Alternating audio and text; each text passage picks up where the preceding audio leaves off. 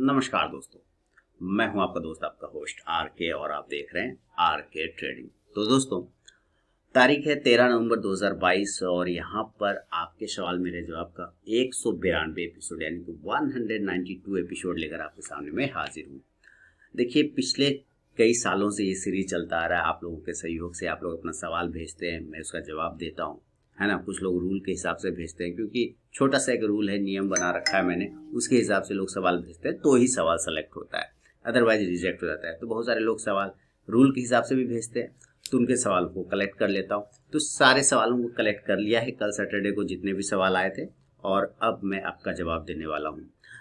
Stocks related भी होता है, साइकोलॉजी रिलेटेड भी होता है। तो जो लोग सवाल नहीं भी भेजते, जो बिगनर हैं, उनको ये सीरीज जरूर देखना चाहिए, क्योंकि उनके बहुत सारे सवालों का जवाब यहाँ पे आपको मिल जाएगा। पसंद आता है ये सीरीज जरूर कमेंट करके बताएं। काफ़ी मेहनत लगता है इस वीडियो को बनाने में, कोई भी वीडियो को बनाने में मेहनत तो लगता ही है। इंफॉर्मेशन कलेक्ट करना रहता है, सही जानकारी आप लोगों तक पहुँचाना रहता है ना। तो क्योंकि भरोसा है आप लोगों का मुझ पर, तो पसंद है ज़रूर कमेंट करिएगा। और अगर आपने अभी तक आर के ट्रेडिंग मोबाइल ऐप को डाउनलोड नहीं किया तो डाउनलोड कर सकते हैं लाइव मार्केट में कॉल के लिए, और आर के ट्रेडिंग टेलीग्राम चैनल को भी ज्वाइन कर सकते हैं, जहां पे आपको लाइव मार्केट में कॉल्स वगैरह मिलते हैं। स्विंग ट्रेडिंग ग्रुप में ऐड होने के लिए मेरे लिंक के थ्रू आपको अकाउंट ओपन कराना पड़ता है। Espresso, Samco, Fyers, Alice Blue, Angel One, Zerodha किसी एक में, फिर मैं आपको अपने प्रीमियम स्विंग ट्रेडिंग ग्रुप में ऐड कर लेता हूँ। तो चलिए शुरुआत करूंगा सवालों का सिलसिला। आपके सवाल मेरे जवाब का 192 एपिसोड यानी 192 एपिसोड। तो चलते हैं, देखते हैं सबसे पहला सवाल किन का है।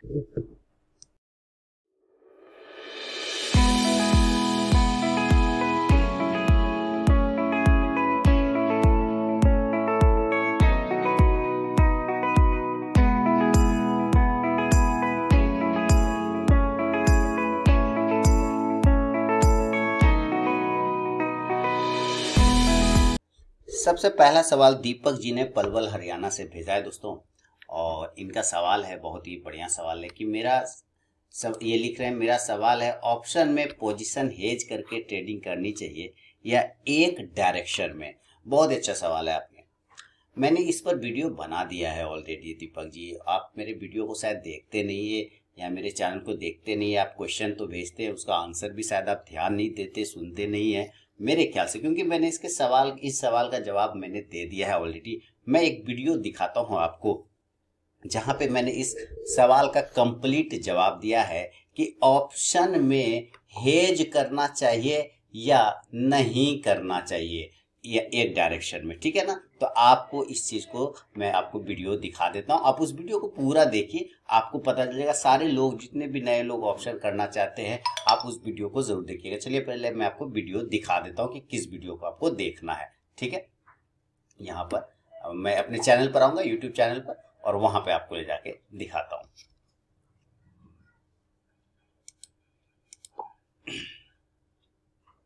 तो जब मेरे चैनल पे आएंगे ना आप, तो यहाँ पर मैंने वीडियो पोस्ट भी किया था 2 महीने का लगभग पहले मैंने ये वीडियो पोस्ट किया था। थोड़ा नीचे आएंगे तो आपको एक वीडियो दिखेगा, नेकेड ऑप्शन ट्रेडिंग कैसे करें। आप इस वीडियो को ध्यान दीजिए, नेकेड ऑप्शन कैसे करें, ठीक है। आप जो हेज की बात कर रहे हैं तो उसी के ऊपर मैंने ये वीडियो बना रखा था, नेकेड ऑप्शन ट्रेडिंग कैसे करें। आप इस वीडियो को जरूर देखिए। ऑप्शन ट्रेडिंग जो करना चाहते हैं, आपको पता चल जाएगा कि आपको हेज करना चाहिए या नहीं करना चाहिए। बहुत ही क्लियर है, 8 मिनट का वीडियो है, और 8 मिनट का वीडियो जाहिर सी बात है, ज़्यादा बड़ा वीडियो है नहीं। तो आप इस वीडियो को जरूर देखिए, आपको पूरी जानकारी मिल जाएगी दीपक जी, है ना। तो ये दीपक जी के सवाल पे मेरा जवाब था। आगे बढ़ता हूँ दीपक जी, उम्मीद है आपके सवाल का जवाब आपको मिल जाएगा उस वीडियो को जब आप देखेंगे, और सारे नए लोग भी जो है आप जरूर उस वीडियो को देखिए, आपके सवालों का जवाब आपको मिल जाएगा। अगला सवाल है हजारीबाग से नितेश कुमार जी लिख रहे हैं। इनका सवाल है कि 10,000 रुपए से SIP 5 साल के लिए इन्वेस्ट करना चाहता हूँ। बहुत बढ़िया। तो 5 साल के लिए 10,000 रुपए लगा के SIP करना चाहते हैं। ये बहुत अच्छा बात है कि आप 5 साल के लिए करना चाहते हैं और एक अच्छे अमाउंट से करना चाहते हैं 10 साल के लिए। तो आपको हमेशा, तो ये स्टॉक्स के बारे में बात करें, देखिए SIP में स्टॉक सिलेक्शन एक बहुत ही अच्छा पार्ट होता है, एक बहुत ही इंपॉर्टेंट पार्ट होता है। तो इसी के लिए म्यूचुअल फंड बने हैं। पहली बात आप समझिए नितेश जी, इसी के लिए क्या बना है म्यूचुअल फंड। वहां पे क्या होता है कि स्टॉक सिलेक्शन के लिए कोई दिमाग ही नहीं लगाना पड़ता है। लोग म्यूचुअल फंड में ऑलरेडी अच्छे स्टॉक्स होते हैं, क्वालिटी स्टॉक्स होते हैं, आप म्यूचुअल फंड को सेलेक्ट कर सकते हैं। लार्ज कैप म्यूचुअल फंड को मैं ऑप्शन आपको बता रहा हूँ, एक लार्ज कैप आप म्यूचुअल फंड सेलेक्ट कर सकते हैं, और एक लार्ज कैप के साथ साथ एक मल्टी कैप फंड भी आप सेलेक्ट करके चल सकते हैं। और ये एक्सिस का भी ले सकते हैं, कैनरा रोबेको करके आता है, आप उसको भी ले सकते हैं। ठीक है, ये दोनों ही एक हो गया ये। अब अगर नहीं करना है, क्योंकि इसके अंदर भी इक्विटी रहता है, म्यूचुअल फंड में तो स्टॉक्स ही रहते हैं, तो आपको बाय डिफॉल्ट स्टॉक्स में हो जाएगा। लेकिन अगर फिर भी आप चाहते हैं कि नहीं मैं नहीं करूंगा म्यूचुअल फंड में बल्कि स्टॉक्स में करूंगा, तो हमेशा अभी मैंने एक वर्ड यूज किया, लार्ज कैप स्टॉक। आप इंडिया के उन स्टॉक्स पर नजर रखिए जिस पर देश की अर्थव्यवस्था टिकी होती है। बैंकिंग से उठा सकते हैं आप, जो बैंकिंग के लीडर स्टॉक्स हैं। ठीक है, हर सेक्टर से उठाना है, ऐसा नहीं कि एक ही सेक्टर से सब उठा लेना है। बैंकिंग से उठा सकते हैं, बैंकिंग में कौन सा लीडर है आपको पता है, लीडर उठाना। आईटी से एक स्टॉक उठा सकते हैं जो उसका लीडर है। उसके अलावा मल्टी लीडर जो है, जैसे कि एक रिलायंस होता है, आप उसको उठा के चल सकते हैं। वहां पे भी और भी बहुत सारे ऐसे स्टॉक्स हैं जिसमें आप एसआईपी कर सकते हैं। थोड़े एफएमसीजी सेक्टर पे भी आप नजर रख के चल सकते हैं, और इसके अंदर का भी जो लीडर स्टॉक है आप वहां पे भी एसआईपी लेके चल सकते हैं। उसको ऐड करना है, ऐसा नहीं कि किसी एक स्टॉक में करना, नहीं, आपको कम से कम 5 सेक्टर उठाना, जैसे आईटी हो गया, बैंकिंग हो गया, है ना। और अभी ये मैंने वीडियो बनाया था 4 दिन पहले म्यूचुअल फंड को लेके। आईटी हो गया, बैंकिंग हो गया, एफएमसीजी हो गया, ठीक है, इस पर ये 3 सेक्टर इधर हो गए। उसके अलावा मेटल हो गया, और उसके अलावा फार्मा हो गया। तो आपको इन सब स्टॉक से एक लीडर स्टॉक उठा के एक बास्केट बना लेना है नितेश जी, और उन स्टॉक्स पे नजर रखना है। एफएमसीजी में टाटा कंज्यूमर भी है, गोदरेज कंज्यूमर भी है, बहुत ही बेहतरीन स्टॉक है। हिंदुस्तान यूनिलीवर भी है। इधर रिलायंस अकेला सबके साथ जुड़ा हुआ है। उसके अलावा बैंकिंग में एचडीएफसी आईसीआईसी बैंक हो जाता है, आईटी में इन्फोसिस हो जाता है, एचसीएल टेक हो जाता है। आप ये सब लेके चल सकते हैं। ये सारे लीडर स्टॉक है, इस बात का ध्यान रखें। तो ये है नितेश जी आपके सवाल पे मेरा अपना जवाब। आगे पढ़ूंगा। नितेश जी के बाद जो है सवाल भेजा है, अगला सवाल है, चलिए देखें अगला सवाल किनका है आखिर। हाँ, मुरलीधरन जी, बिल्कुल मुरलीधरन जी चेन्नई से लिख रहे हैं अगला सवाल। और इनका सवाल क्या है, sir I am still holding 150, ध्यान से देखें इनका सवाल, 150 शेयर्स, 150 शेयर इन्होंने आदित्य बिरला फैशन लिमिटेड के लिए रखा है 335 के भाव पे। Last week a sudden fall, last week एक फॉल आया in this stocks price witness and traded below 310, और 310 के नीचे ट्रेड हो गया। 335 पे खरीदा, 310 पे ट्रेड हो गया। Is there any particular reason for this fall sir, I am ready to hold this for 3 months, please give me stop. कोई प्रॉब्लम नहीं, आपको इस स्टॉक को 3 मंथ नहीं होल्ड करना है। देखिए 3 मंथ किस लिए लिया जाता है, स्टॉक स्विंग के लिए लिया जाता है ना। ये पोजिशनल, ये पोर्टफोलियो के लिए 3 मंथ के लिए नहीं लिया जाता है मुरलीधरन जी, ये स्विंग के लिए लिया जाता है। ठीक है, आपने 335 पे लिया, अगर आपने स्विंग के लिए लिया है तो आपको स्विंग का पता होना चाहिए कि कहाँ पे एंट्री करना है और कहाँ पे एग्जिट होना है, कहाँ पे स्टॉप लेना है। अगर पोर्टफोलियो के लिए लिया है तो 3 मंथ तो होगा नहीं, इसलिए अगर नीचे आता है तो आप उसमें डरिए बिल्कुल भी मत, घबराइए बिल्कुल भी मत, क्योंकि ये लीडर स्टॉक है, ये एक बेहतरीन स्टॉक है आदित्य बिरला फैशन लिमिटेड, इसलिए आपको इसमें डरना नहीं। 310 आ चुका है, आप स्टॉप लॉस चाहते हैं, मैं आपको स्टॉप लॉस इसका बता देता हूं। तो चलते हैं स्टॉप लॉस की तरफ में कि क्या स्टॉप लॉस होगा। तो ABFRL का ना, तो ABFRL के आपने शेयर ले रखे हैं, तो चलते इसका चार्ट देखिए। ABFRL 320 के आसपास आ गया, 310 आपने कहा, अभी जो करंट भाव चल रहा है वो 319 रुपए के आसपास में, 319 पे चल रहा है। आपका बाइंग प्राइस है 335 रुपए के आसपास में, कोई दिक्कत नहीं, आपने इस जगह पे लिया 335, है ना। अगर आपने स्विंग लिया होगा तो ये जगह स्विंग का था ही नहीं, लेकिन फिर भी आपने ले लिया तो कोई दिक्कत वाली बात नहीं। आप बिल्कुल स्टॉप लॉस लगा के रखिए 280 का। आपके एसएल यहाँ पे बनेंगे 280 रुपए का। एक रेजिस्टेंस एरिया है इसके पास में आदित्य बिरला पर, और वो रेजिस्टेंस एरिया है 345 का। 345 को आप होल्ड कर सकते हैं, 3 महीना भी आपने कहा कि होल्ड कर सकते हैं, बिल्कुल होल्ड रखिए, कोई दिक्कत वाली बात नहीं। लेकिन 280 के नीचे अगर निकलता है तो फिर आपको यहाँ से एग्जिट करना पड़ेगा, इसका भी ध्यान रखना है मुरलीधरन जी। तो ये है मेरा व्यू आपके इन सवाल पे। कोई भी पर्सनल बाइंग और सेलिंग की सलाह होती नहीं है, मैं सिर्फ अपना रिसर्च एनालिसिस आप लोगों के लिए पोस्ट करता हूँ, आपके सवाल का सही जवाब देने की कोशिश करता हूँ। तो चलिए अगला सवाल की तरफ बढ़ते हैं, और अगला सवाल है मुरलीधरन जी के बाद जो भेजा है साजिद जी ने दिल्ली से भेजा है। देखिए साजिद जी का सवाल है, थोड़ा जूम कर लेता हूँ। तो साजिद जी क्या लिख रहे हैं दिल्ली से, ये लिख रहे हैं कि good morning sir, I have 100 shares of Ujjivan at 102। 102 रुपए पे इन्होंने उज्जीवन का शेयर ले रखा है। So should I hold them for sell them, तो क्या उसे सेल करना चाहिए या होल्ड करना चाहिए। तो चलते हैं उज्जीवन के चार्ट पर देखने के लिए क्या उज्जीवन क्या चल रहा है। तो उज्जीवन का चार्ट यहाँ पे लिखता हूँ, उज्जीवन फाइनेंस सर्विसेज 102 रुपए के आसपास में लिया है, बिल्कुल ठीक है। अब 102 रुपए के आसपास में लिया और 278 के आसपास में आपका प्राइस चल रहा है, 102 पे लिया ना, बिल्कुल सही। तो देखिए आपने डबल का मुनाफा कमा रहे हैं, 100% से भी ज्यादा का प्रॉफिट यहाँ पे आपको हो रहा है। देखिए आपको जितना भी शेयर आपने 100 शेयर रखे ना, मैं आपको कभी नहीं बोलूंगा यहाँ पे 100 शेयर आपको बेचिए। पता है क्यों? क्योंकि आप ऑलरेडी बहुत अच्छे रैली में ट्रेड कर रहे हैं, आप ऑलरेडी बहुत अच्छे रैली में बैठे, तो उस रैली को इंजॉय करिए, ठीक है। अब ये इंजॉय कैसे होगा, आप यहाँ पे सबसे पहले 70% क्वांटिटी बुक कर लीजिए।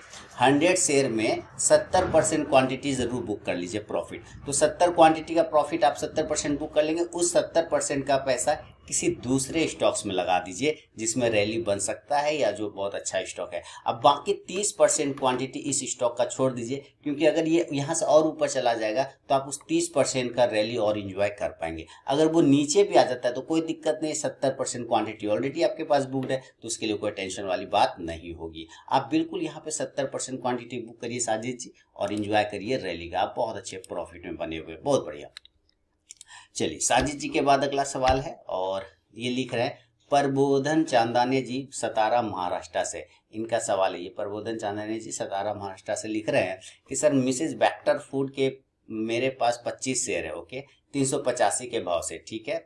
तो क्या करेंट फाइनेंशियल रिजल्ट और करेंट प्राइस को देख के बैक्टर फूड कहाँ तक जा सकता है? दिसंबर तक होल्ड कर सकता हूँ। सर दिसंबर तो आ ही गया। और ये फिर लिख रहे हैं कि मिसेज बैक्टर फूड ने पिछले 6 बार रिजल्ट आने के बाद निगेटिव प्राइस मूवमेंट दिया है और एक बार कंसोलिडेशन किया है। तो सर क्या हम अगर प्रोबेबिलिटी को कंसीडर करें तो इस बार पॉजिटिव मूवमेंट एक्सपेक्ट कर सकते हैं? क्या प्रोबेबिलिटी के लॉजिक से शेयर का एनालिसिस करना ठीक है क्या?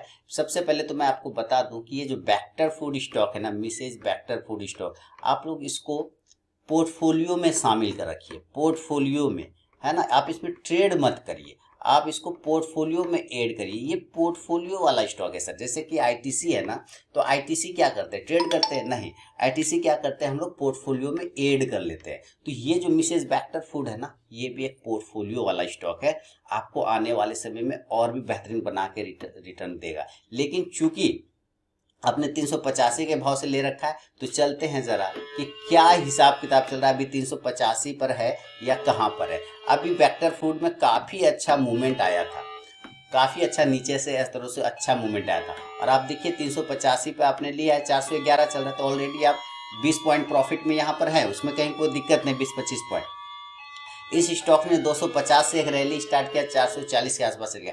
मेरा एंट्री प्राइस कहीं ना कहीं यहीं पर है, मेरा भी होल्डिंग है इस स्टॉक में, तो मेरा एंट्री प्राइस यहीं कहीं पर है। अब आप यहाँ पे देखिए कि आपने जो लिया हुआ है, तो अभी आप इसमें बने रहिए। आप इसमें एक स्टॉप लॉस, जो आपका बाइंग प्राइस है 380 का, आप 380 का ही आपको स्टॉप लॉस लगाना है, क्योंकि यहाँ पे ट्रेंड लाइन का सपोर्ट एरिया, इस ट्रेंड लाइन के आसपास एक बार आके यहाँ से ये बाउंस करना चाहिए। तो 420 का एक रेजिस्टेंस है, अगर ये रेजिस्टेंस ब्रेक कर जाता है तब आपको नेक्स्ट टारगेट 450 तक भी बन सकता है, और 475 से लेके 475 से लेके 500 तक का भी बनेगा। लेकिन 380 से थोड़ा नीचे स्टॉप लॉस लगाइए, और डरिए नहीं इस स्टॉक में। ये स्टॉक बहुत ही क्वालिटी स्टॉक है, बहुत ही अच्छे प्रोडक्ट है इस स्टॉक के, इसको होल्ड करके रखिए आगे आने वाले भविष्य के लिए। तो ये है प्रबोधन जी आपके सवाल पे मेरा अपना जवाब। और बिल्कुल ये निगेटिव रिजल्ट आता है या ये रिजल्ट आने के बाद निगेटिव करता है, इसकी कमेंट्री पे भी डिपेंड करता है।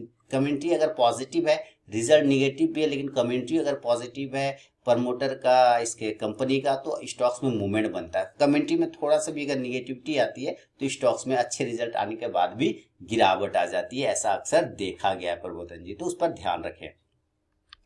अब अगला सवाल है प्रबोधन जी के बाद जो है टोनी गुप्ता जी ने रांची से लिखा है। अब देखिए टोनी गुप्ता जी का सवाल है रांची से, ये लिख रहे हैं, नमस्ते सर, इंद्रप्रस्थ मेडिकल को बाय किया हूँ 82 पर, इसे कितने तक होल्ड रखना चाहिए। एबीसी को बाय कर लिया, यानी आदित्य बिरला कैपिटल को कर लिया है हाफ क्वांटिटी, बाकी हाफ किस प्राइस पॉइंट पर बाय किया जाए और इसमें एसएल लगाने की जरूरत है। चलिए, बर्गर किंग पर आपका अभी के टाइम में क्या व्यू है, ठीक है। दिग्विजय सीमेंट को किस प्राइस पर ऐड किया जाए। सर मैं स्टील सेक्टर में 2 स्टॉक्स लेना चाहता हूं। मैंने हमेशा, आप मेरा निफ्टी फार्मा मेटल आईटी वाला वीडियो देखिए, उसमें मैं बता चुका हूं। एचएफसीएल के बारे में अपनी राय दीजिए, इसे कहां बाय किया जाए, और ये मेरे पास पड़ा भी हुआ है, ठीक है। एस्प्रेसो नाम का जो आप टर्मिनल यूज कर रहे हैं, एस्प्रेसो नाम का, ये सवाल सबसे बढ़िया मजेदार है, सुनिएगा। इस एस्प्रेसो नाम का जो आप टर्मिनल यूज कर रहे हैं, क्या उसमें भी फायर जैसे प्रॉब्लम आती है, कृपया सजेस्ट करिए। आप जो मोबाइल यूज करते हैं, क्या उसमें भी हैंग होने की समस्या आती है, कभी कॉल रिसीव नहीं होता है, क्योंकि टेक्निकल चीजें यूज करते हैं, है ना। हम अगर कोई भी चीज टेक्निकल होगा जिसमें सर्वर यूज होता है, तो उसमें कहीं ना कहीं अभी नहीं आएगा तो 2 साल बाद आएगा, 4 साल बाद आएगा। प्रॉब्लम आता है जहां टेक्निकल वर्ड इन हुआ, जहां चिप से रिलेटेड चीजें हुई, तो प्रॉब्लम होना स्टार्ट होता है, चाहे वो आ जाए, चाहे 5 साल बाद, चाहे किसी भी ब्रोकर के पास चले जाइए, दुनिया के किसी भी ब्रोकर के पास चले जाइए, आपको प्रॉब्लम नजर आएगा कुछ ना कुछ। पहली बात तो ये। अब रही बात एस्प्रेसो का, अभी तक तो नहीं हुआ है, ठीक है, अभी तक तो एस्प्रेसो के साथ ऐसा नहीं हुआ है, क्योंकि मैं यूज कर रहा हूं तो ऐसा कोई प्रॉब्लम नहीं दिखा है। आगे आने वाले समय में सर्वर इशू हो सकता है उसका सर्वर फेल हो जाए, हो सकता है जेरोधा का सर्वर हैंग हो जाता है, उतना बड़ा वो ब्रोकर है उसका फेल हो जाता है। तो चीजें जब जो टेक्निकल यूज होगा ना, जिसमें जो टेक्निकल चीजों पे चलता है, उसमें प्रॉब्लम आएगा। जैसे आपका मोबाइल हैंग हो जाता है कभी कभी, है ना, अच्छा मोबाइल भी लीजिए, चलते चलते पता चला रहे यार ये तो हैंग हो रहा है, तो क्या होता है, वो उसमें टेक्निकल है, चिप लगा हुआ है, तो जो सर्वर पे चलेगा, जो चिप पे चलेगा, उसमें तो ये प्रॉब्लम आता है। तुरंत नहीं आएगा, कुछ साल बाद आएगा, पर आता है। इसको कंसीडर करके चलना पड़ता है, इसको लेके साथ में चलना पड़ता है इस चीज को, तो इस बात का ध्यान रखें हमेशा, ठीक है।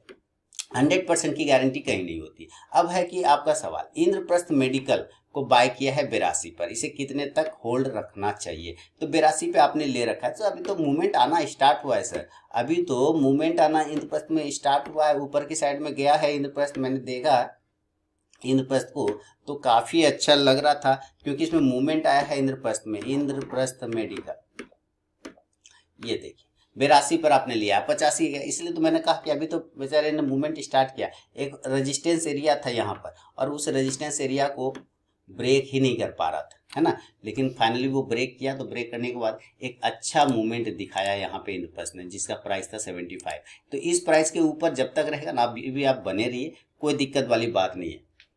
85 पर है और आपने लिया है कितने के भाव पे, आपने 82 पे लिया, तो अभी रखे रहिए ना। स्टॉप लॉस 75 के नीचे का थोड़ा लगाइए, 70 का लगाइए, और एक बार अगर ये 90 के ऊपर निकल जाता है तो आपको एक मूवमेंट अच्छा बन जाएगा इंद्रप्रस्थ मेडिकल में। 90 एक हर्डल है इसका, 90 रुपीज यहाँ पे एक छोटा सा हर्डल है 90 का, उसके ऊपर अगर ये निकल जाएगा तो आपको फिर 100 तक की रैली दिखा सकता है, तो इसका ध्यान रखें। दूसरा है एबीसी को बाय कर लीजिए, कोई टेंशन नहीं, एबीसी को लॉन्ग टर्म रखिए। आप पूरी क्वांटिटी भी अगर यहाँ पे ले लेते तो कोई टेंशन वाली बात नहीं थी। ABC, Aditya Birla capital, very good stock. ABC बहुत ही जबरदस्त स्टॉक है आदित्य बिरला कैपिटल।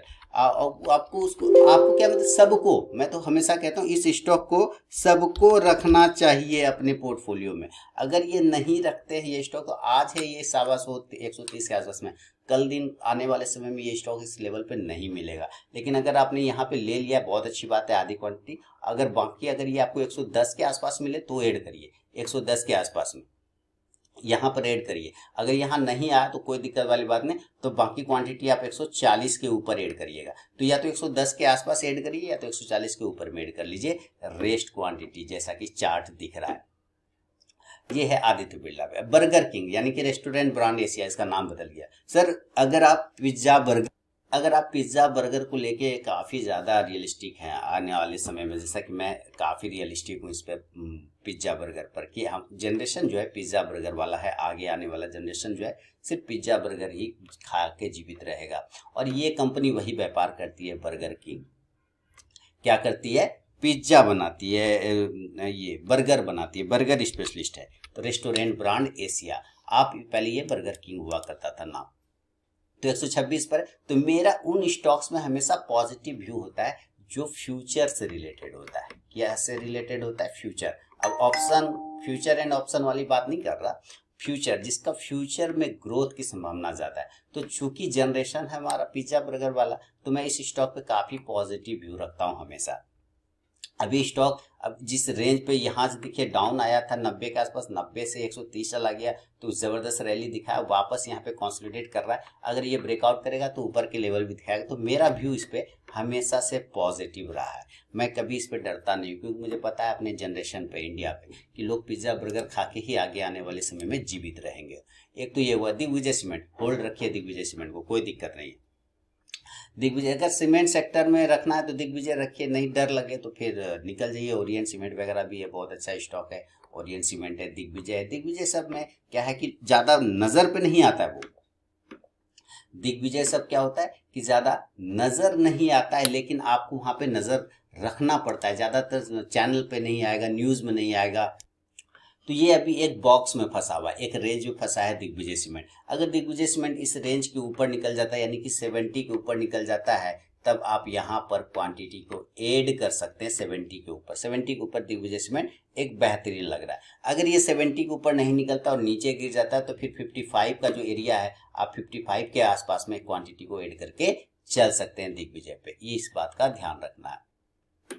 दिग्विजय के अलावा स्टील सेक्टर में 2 स्टॉक लेना चाहता हूँ। मैं तो अक्सर बोलता हूँ कि अगर आपने बाल बच्चों को गिफ्ट करना है स्टील सेक्टर का कोई स्टॉक, तो टाटा स्टील को जरूर रखिए अपने पोर्टफोलियो में। टाटा स्टील, रीजन लोग पूछते हैं कि क्यों टाटा स्टील, क्यों? देखिए टाटा स्टील का अगर आप स्टील लेने जाते हैं, कोई भी इस कंपनी का स्टील लेने जाते हैं, तो मैं ऐसे समझता हूँ इसको, नॉर्मल बुद्धि से है, मैं ज्यादा दिमाग बड़ा नहीं लगाता। तो मैं सीधा सीधी समझता हूँ कि 1700 रुपए का या 2000 रुपए का टाटा स्टील का एक सीट आता है, जो कि छत पर लगता है, रूफ पर लगाते हैं हम लोग, है ना। तो जिसका प्रोडक्ट 2000 का होता है, अगर वो मुझे 100 रुपए पे मिल रहा है, वो कंपनी ही 100 रुपए पे मिल रहा है, तो इसका मतलब ग्रोथ के चांस तो ऑलरेडी बन रहे हैं यहाँ पर। और वो भी टाटा ग्रुप है, ऐसा वैसा ग्रुप नहीं है, टाटा ग्रुप है। इस वजह से मैं टाटा ग्रुप को काफी बेहतरीन मानता हूँ स्टील सेक्टर में। भले वो गिर जाए, थोड़ा गिर जाए, उससे हमें कोई दिक्कत वाली बात नहीं। और दूसरा अगर है तो वो है जेएसडब्ल्यू स्टील। तो टाटा स्टील, जेएसडब्ल्यू स्टील मेरा पसंदीदा है स्टील। HFCL, ये टेलीकम्युनिकेशन कंपनी है HFCL, और वो लगभग ब्रेकआउट एरिया के आसपास में ऊपर के टॉप पर बना हुआ है। अभी आप लिख रहे हैं HFCL के बारे में, अपनी राय दीजिए से कहाँ पे बाय किया जाए। और ये मेरे पास भी, जब पड़ा हुआ है तो फिर टेंशन क्या है, जब फिर पड़ा हुआ है तो फिर टेंशन क्या है, फिर क्यों बाय इसको करना है। ऑलरेडी अपने रेजिस्टेंस एरिया के आसपास में HFCL, अगर आप ध्यान से देखें तो अपने रेजिस्टेंस एरिया के आसपास में, जैसा कि मैंने पहले ही बोला कि अपने एक रेजिस्टेंस एरिया के पास में यहाँ है ना, अगर इस रेजिस्टेंस एरिया के ऊपर निकलता है, 85 के ऊपर निकलता है, तब फिर आप ऐड करिए, या फिर ये 70 के आसपास मिलता है तब फिर ऐड करिए। तो 70 से 85 वो रेंज है जहाँ पे इसके ऊपर निकल जाए तब लेना है, और 70 के आसपास आ जाए तब लेना है। तो पहले दोनों में से जो होगा वहां पर आप ऐड कर सकते हैं। और अच्छा स्टॉक है, इसको रखिए, कोई दिक्कत नहीं, आपको रखने का आप काफ़ी स्टॉक्स रखते हैं। और बाकी एस्प्रेसो का जानकारी दे ही दिया है, तो जो लोग एस्प्रेसो के बारे में जानना चाहते हैं, मैंने बताया हुआ है, ये एक शेर खान का डिस्काउंट ब्रोकर कंपनी है एस्प्रेसो, शेर खान के द्वारा। इसमें अगर आप अकाउंट ओपन कराते हैं मेरे लिंक के थ्रू, तो मैं आपको अपने प्रीमियम स्विंग ट्रेडिंग ग्रुप में ऐड कर लेता हूँ। तो ये है टोनी गुप्ता जी के सवाल पे मेरा अपना जवाब। अगला सवाल की तरफ बढ़ूंगा, और अगला सवाल सुकोमल कुमार जी मुंगेर से लिख रहे हैं। क्या लिख रहे हैं? ये लिख रहे हैं, सर बंधन बैंक 273 पे बाय किया है, बहुत बढ़िया। क्या लॉन्ग टर्म के लिए अभी एवरेज कर सकते हैं बंधन बैंक? चलिए बंधन बैंक को देखते हैं। देखिए लॉन्ग टर्म की बात वर्ड यूज कर लिया तब तो ठीक है, लॉन्ग टर्म यूज कर लिया बहुत बढ़िया है, अगर लॉन्ग टर्म यूज कर रहे हैं बंधन बैंक। अब जैसे कि आपने लॉन्ग टर्म के लिए ले रखा है, तो चलते हैं लॉन्ग टर्म के लिए। अब 273 पे ले रखा है बंधन बैंक। अब यहाँ पे है फिलहाल जो प्राइस चल रहा है वो 226 के आसपास में चल रहा है, 226 के आसपास में चल रहा है। बिल्कुल ऐड कर सकते हैं बंधन बैंक को। थोड़ा ग्रामीण इलाकों का इसको इशू है, बाकी कोई इशू है नहीं। थोड़ा सा भी जो है इसको इसका रिकवरी नहीं हो पा रहा है सही से, जहाँ तक है रिकवरी में प्रॉब्लम कर रहा है। इसको ऐसे दिक्कत वाली खराब वाला बात नहीं है कि आगे जाके खराब हो जाएगा, नहीं, आगे जाके बिजनेस ग्रोथ बढ़ेगा, जैसे जैसे स्थिति और भी अच्छी होगी तो बिजनेस ग्रोथ बढ़ेगा। आप इसको रख सकते हैं, कोई दिक्कत वाली बात नहीं। नीचे के भाव पे 200-220 अच्छा लेवल है जहाँ पे ऐड किया जा सकता है बंधन बैंक को। तो ये है सुकोमल जी के सवाल पे मेरा अपना जवाब। आगे बढ़ूंगा अगला सवाल की तरफ, और अगला सवाल है मनीष जी दिल्ली से लिख रहे हैं। मनीष जी का सवाल है दिल्ली से, और ये लिख रहे हैं कि please guide average stop loss and target of these. अच्छा, पारादीप फॉस्फेट 700 शेयर ले रखा है 5850 पे, पारस डिफेंस 200 शेयर ले रखा है 745 पे, जीएनएफसी के 100 शेयर ले रखे हैं 624 पे। These two stocks view to enter at what price, DCB bank and NCC.